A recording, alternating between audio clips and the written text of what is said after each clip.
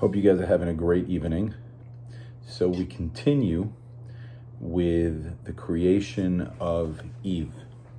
Basically, in today's Torah portion, you have the naming of the animals, etc., and the birds, the beasts. And then Adam notices that there's no one that's good for a partner with him.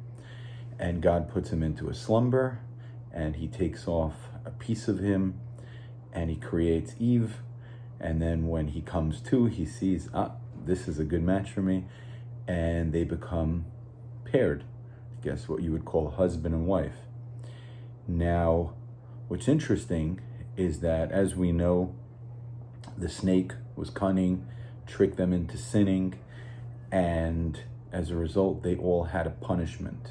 They ate from the tree of knowledge and instantly realized that they were ashamed about sin, all these things. And when it was time to punish them, the punishments are what I would like to discuss. Very interesting. The snake was punished by having to have his, I guess, what we would call arms removed. So he had to slither on his belly. This is a punishment that is something that affects who he was before. Before he could walk, now he's got to slither in the dust. But Adam and Eve had punishments that are very telling to how we need to look at life. Adam had a punishment that from now on he would have to work by the sweat of his brow. Used to be, until that moment, that the short time period that it was, that he didn't have to work. And from now on, he would have to work very hard. The earth would have thistles, something new. And he'd have to work really hard, which is something we have until today. We don't get to become billionaires for free. We need to work. And Eve, who had yet to have children, she was told that childbirth is going to be painful, which we know. That is a thing. So the thing that I want to point out is that unlike the snake, which had something that affected who he was, with Adam and Eve, it affected who they would be going forward. So in other words, once he had to work, he may not have known that it was supposed to be easy. And once she gave birth, she may not have known that it was supposed to be smooth.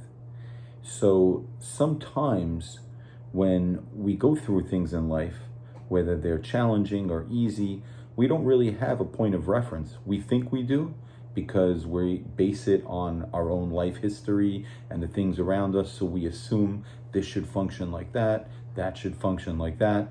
But the truth is that all of our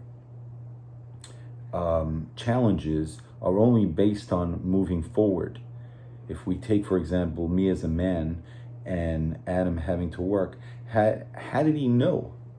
So it's just another opportunity to see the miracles of how life works, both back then and even now, where we can apply it to ourselves. Nothing is a given. Nothing is the way it's supposed to be because it's the way it was.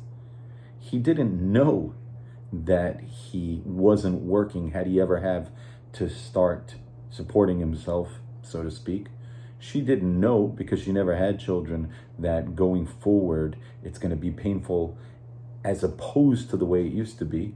And this is the way we should approach our life also. Nothing is a given, and we don't know what was meant to be. We only know what's in front of us, and we take it wholeheartedly and we say, thank you, God. Hope you guys are enjoying, and I'll see you guys for the next round when we continue from what's called Revi'i, the fourth portion.